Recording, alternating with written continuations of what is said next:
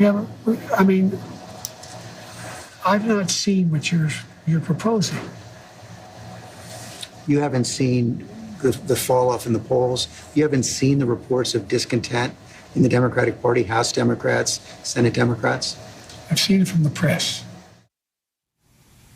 So much to analyze. And so for more insight on this interview, we're joined now by contributing political correspondent Rachel Bade, who's also author of the Politico Playbook. Rachel, thanks for joining us. I would be here. I know that every source you have in Washington is going through the tea leaves and looking at it. Is there anything you or they saw tonight that is moving the needle on this? And is even a perfect performance going to move the needle? Yeah, I was hearing even before this interview aired that a perfect performance would sort of just prolong the inevitable right now. That, you know, Biden from the debate is so damaged that people will not forget what happened last Thursday, even if he, you know, has the best interview possible here. And because of that sort of line of thinking, I would say that what we saw tonight is actually one of the worst possible scenarios for Democrats. He didn't do so bad that it's obvious and a whole bunch of Democrats are going to come out, go on record and say it's time for you to step aside. But he didn't do so amazingly that people are going to forget this. And so they're in this sort of limbo scenario. So, I mean, look, it wasn't as bad as last Thursday, but certainly not great. And that means more Democrats will still have concern. And you know that on Capitol Hill, we're hearing about what Senator Warner is doing. We're hearing that Hakeem Jeffries is meeting with people. What do you think will come out of these meetings? What are you hearing? Yeah, so I think next week is going to be a crazy week, Juju. I mean, the lawmakers have been out for, what, a week now for congressional recess. This means they could avoid the press, they can avoid the cameras and not have to weigh in. But at some point, they're not going to be able to hide anymore. And a lot of people have been talking on background, they've been talking off the record, and they've been very blunt, thinking that, you know, the Biden campaign, the presidency, his presidential campaign is essentially dead. And so we're going to see, I think, a lot more lawmakers come out. I think, you know, Hakeem Jeffries, Chuck Schumer, they're hearing from a lot of concerned members. And these aren't just random members here. I mean, Mark Warner, the chair of the Intelligence Committee, he helps Joe Biden get his agenda through Congress. He has a lot of respect. And this is friendly fire. This is a lot going on. Rachel Bade, thank you so much for your insights, as always. Of course. Now let's bring in our ABC senior White House correspondent, Selena Wang. Selena, some people were calling this interview a televised cognitive test. How did the president score?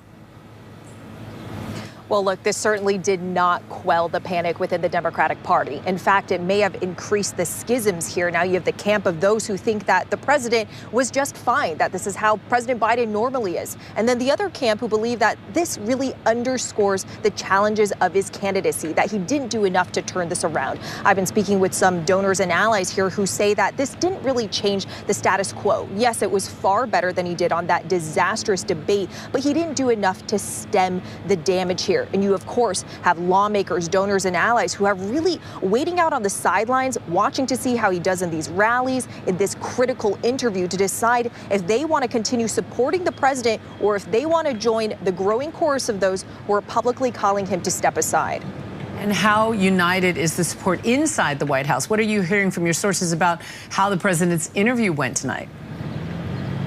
Yeah, I was just talking to the White House, and they're calling this a solid interview. They believe that we need to focus less on the president's delivery and what he says and what he's done. The president, of course, has said so himself, that 90 minutes shouldn't erase all the work that he's done in the last 3.5 years. They tout that he spoke about all the jobs that he's created, the work he's done around chips, on uniting NATO, on pushing back Putin and Ukraine. So in their view, this is just Joe Biden being Joe Biden. He was solid. He was never a spectacular speaker to begin with, and you certainly didn't get that today either. And one of Biden's biggest surrogates, California Governor Gavin Newsom, is out campaigning for the president today, calling this an important weekend, saying none of us are naive.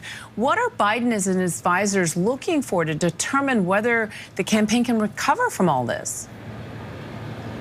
Yeah, Juju, I mean, look, polling is one thing and the numbers have been getting worse. You have both the Wall Street Journal and New York Times polling showing that Trump is widening his lead over Biden's, now at least 6%, 6-point lead.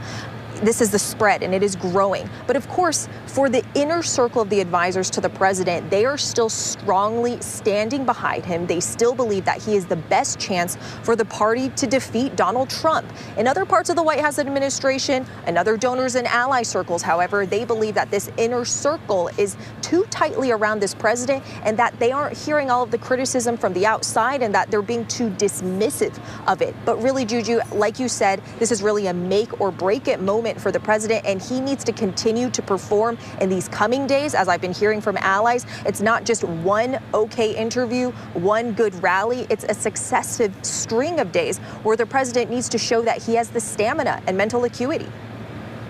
Selena Wang on another busy summer weekend. Thanks for your reporting and insights, as always.